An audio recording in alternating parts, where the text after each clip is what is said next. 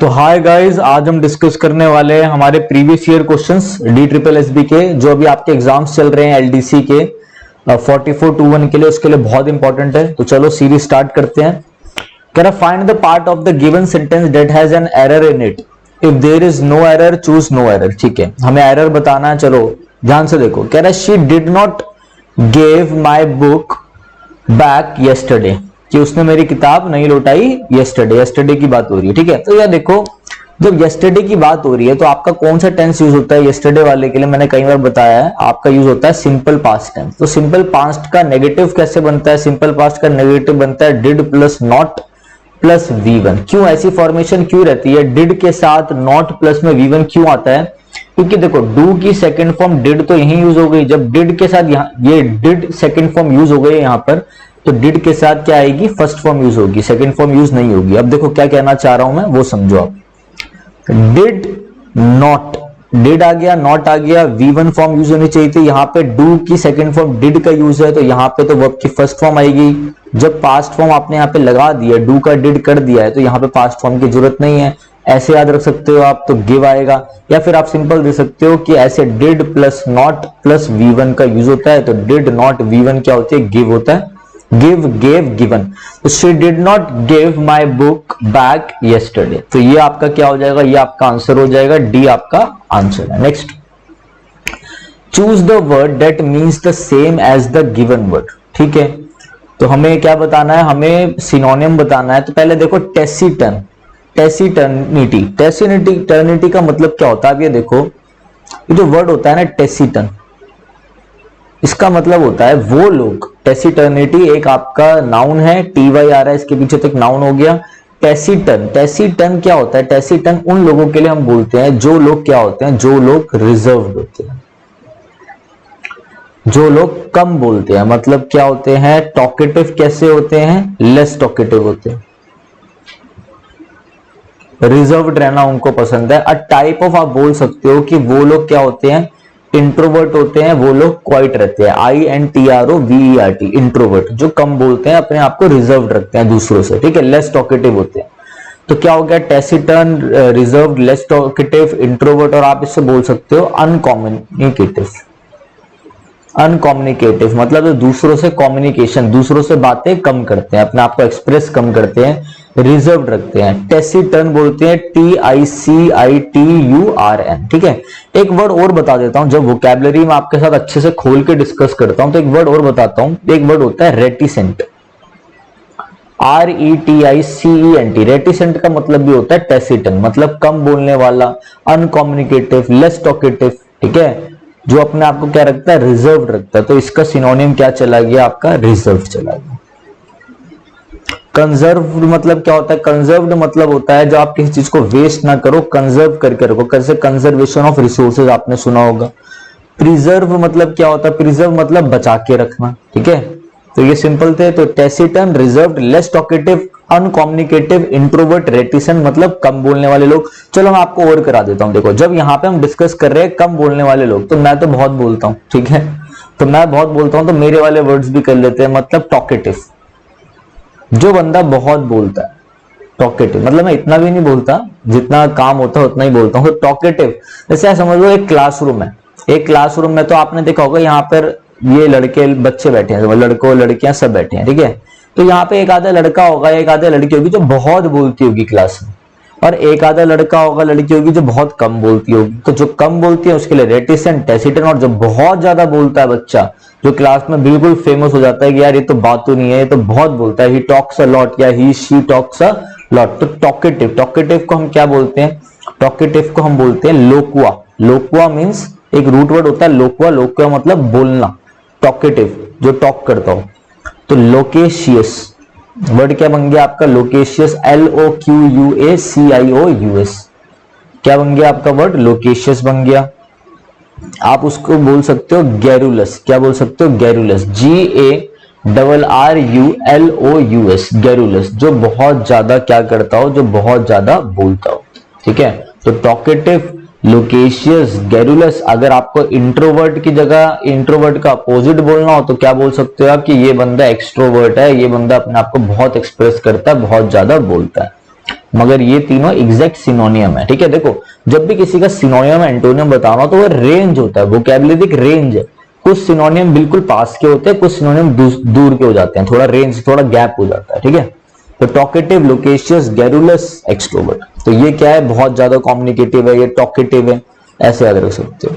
Next देखो, कह रहा Joseph along with his cousins are coming for the group study. देखो यार ये जो अलोंग विद है ना, अलोंग विद, ये along with, as well as, फिर आपने वर्ड सुना होगा बिसाइड्स, फिर सुना होगा इन एडिशन टू। यार ये सारे जो वर्ड्स होते हैं आपने कई किताबें पढ़ी होंगी, mirror of common error, S P. Bakshi, plinth to paramount, और भी बहुत सारी किताबें हैं, ए.के. सिंह हो गई। ठीक है, तो देखो क्या बोलते हैं वो लोग कि जो ये सारे वर्ड्स है, ग्रामर में क्या कहते हैं ये, कि ये जो सारे वर्ड्स है ना, ये सारे वर्ड्स अपने पहले वाले सब्जेक्ट के अकॉर्डिंगली वर्ब लेते हैं, फर्स्ट सब्जेक्ट के अकॉर्डिंग। तो ये फर्स्ट सब्जेक्ट यहाँ पे सिंगुलर है, तो आप देख सकते हो ये फर्स्ट सब्जेक्ट सिंगुलर है, तो आर की जगह क्या आ जाएगा, आर की जगह आपका सिंगुलर आएगा, इज आएगा। तो आपका ये वाले पार्ट में एरर हो गया। समझना मेरी बात को, जब ये ऐसे वर्ड्स आए तो एक ये सब्जेक्ट है और ये सब्जेक्ट है। ठीक है, तो जो फर्स्ट सब्जेक्ट है ना उसके अकॉर्डिंगली क्या आता है, उसके अकॉर्डिंगली आपका वर्ब आता है। तो फर्स्ट सब्जेक्ट सिंगुलर था तो सिंगुलर वर्ब आ गई, सिंपल। बट देखो एक मेरे सिनेरियो से भी देख लो, ऐसे तो आप याद ही कर लेना, जो मैंने आपको तरीका बताया, कुछ वर्ड्स होते हैं तो बिल्कुल आप एग्जाम में पकड़ लोगे। बट देखो ये जो अलोंग विद है ना, ये एक टाइप ऑफ प्रेपोजिशन है।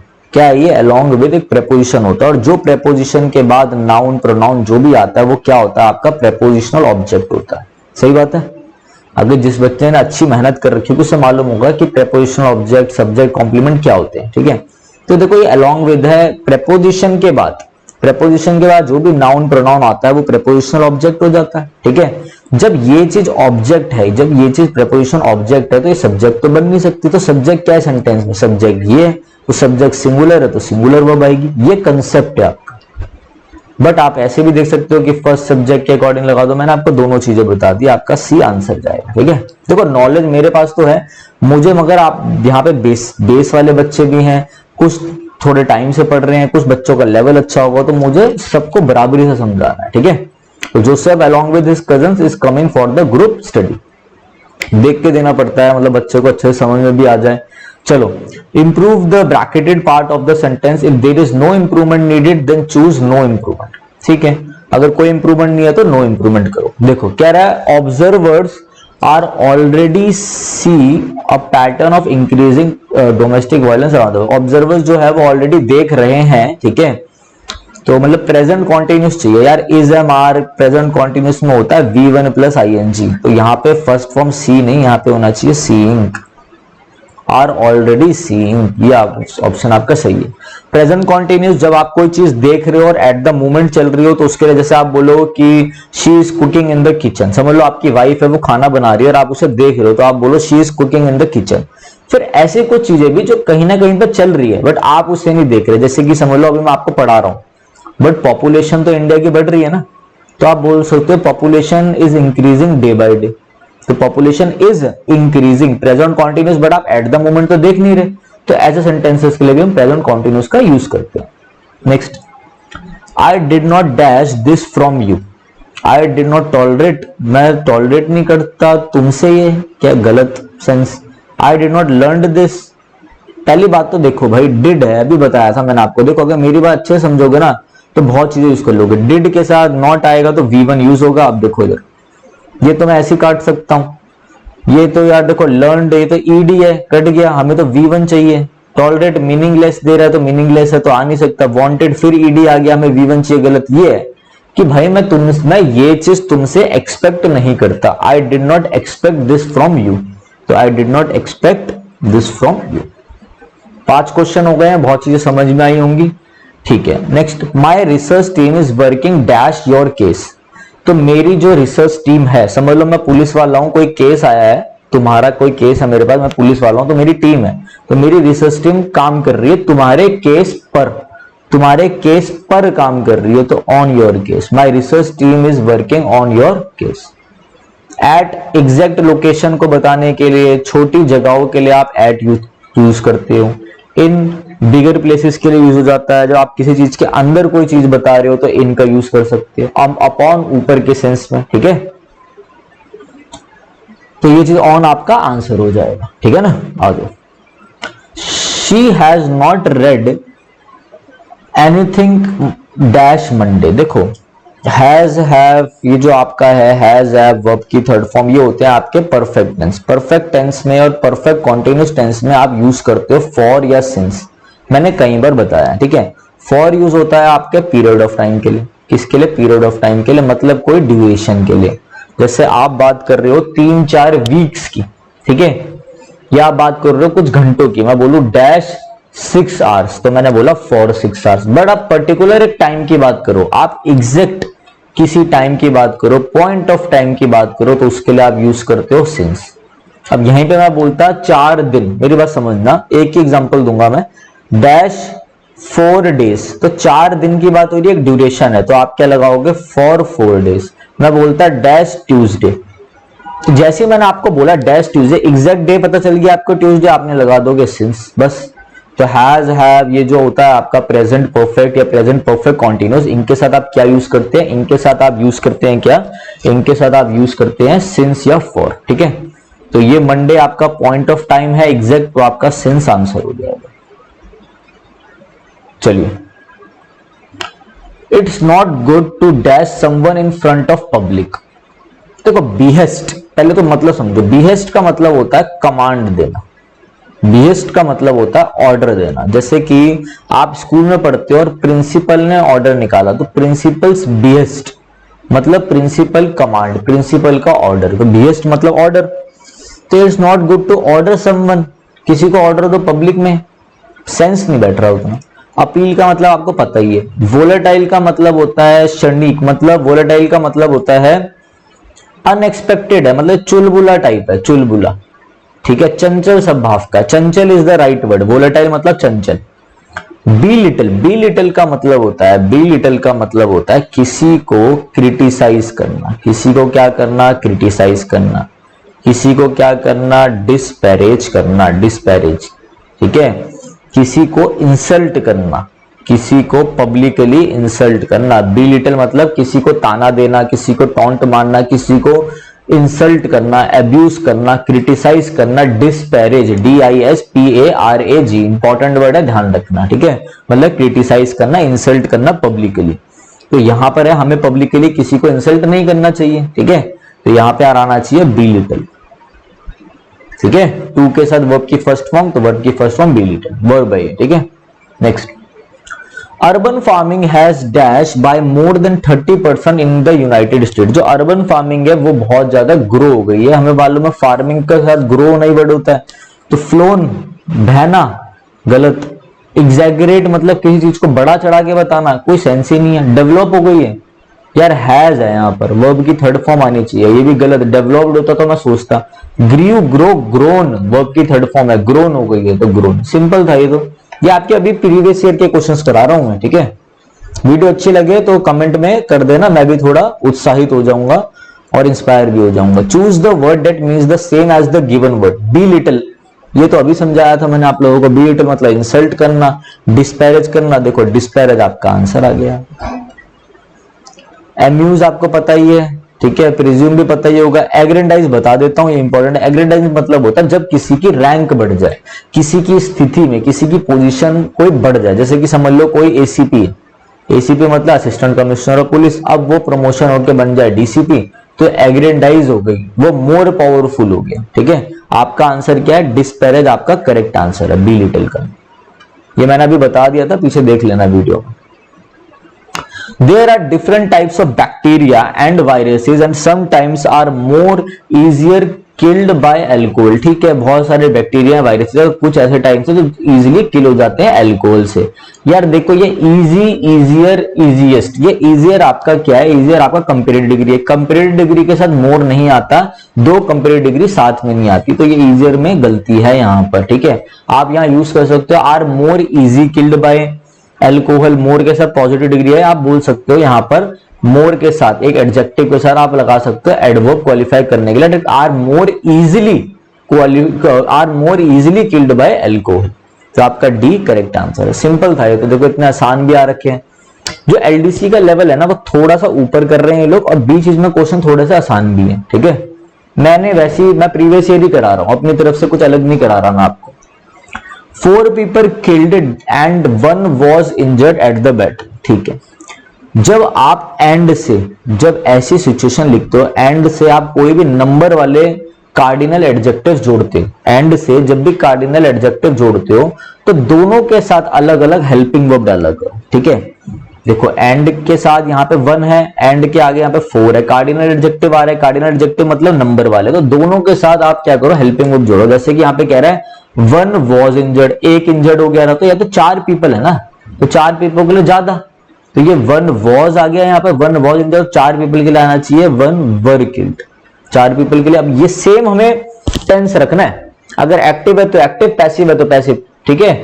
तो आप क्या करोगे, यहाँ पे बोल रहा है 1 was, पास्ट में जा रहा है was, तो was सिंगुलर के लिए was होता है, प्लूरल के लिए वर होता है, सेम टेंस रखना है। तो 4 पीपल है तो वर किल्ड, 4 पीपल किल्ड, ये वाला आपका हो जाएगा, यहाँ पे हो जाएगा वर किल्ड, ए आपका आंसर। मैंने कि करेक्ट करके भी बता रहा हूं आपको। Next, The center can turn this advantage into an opportunity to restore harmony. Centre जो है इस डिसएडवांटेज, ये जो कमी है, इसको एक अपॉर्चुनिटी में बदल सकता है और अपनी जो पुरानी जो हार्मनी थी, भाईचारा, उसे रिस्टोर कर सकता है, ठीक है। मतलब सबको मिलजुल के रह सकते हैं, सब ये रिस्टोर कर सकता है वो हार्मनी को। यार कैन है, कैन एक मोडाल होता है, कितनी बार बताया मैंने आपको, मोडाल के साथ V1 का यूज होता है, वर्ब की फर्स्ट फॉर्म, तो टर्न्ड नहीं टर्न होना चाहिए, कैन टर्न। जो सेंटर है पॉसिबिलिटी उसकी दिखा रहा है कि सेंटर जो है उसका पोटेंशियल कि वो बदल सकता है एक डिसएडवांटेज को एडवांटेज में और पुराना और रिस्टोर कर सकता है हार्मनी को, can turn. Before their recapture, ये आपका क्या है, PQRS आ गए। बच्चे बहुत कमेंट करते रहे, देखो मेरी वीडियो बहुत टाइम बाद आ रही है, थोड़ा बिजी हो गया था मैं, बट अब वीडियो दोबारा आपके लिए आती रहेंगी, डांटना मत मुझे, ठीक है। और अच्छा लगा हो तो बता देना वीडियो में, मुझसे कमेंट कर देना, और बेकार भी लगे हो तो भी कमेंट कर देना, मैं और इंप्रूव करूंगा, ठीक है।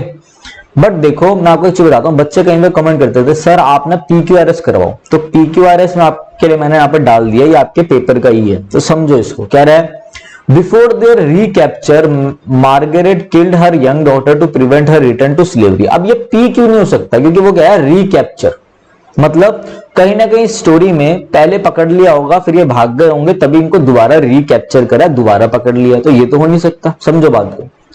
अब मैं हर कोई ग्रामर के साथ बताऊंगा ना, कंफ्यूज होगे, बच्चे कहते हैं ट्रिक्स बता दो इसकी। ट्रिक्स है तो यार बहुत सारे यूट्यूब में है, वो देखो आप, मैं आपको सेंस बता रहा हूं कैसे पकड़ना है।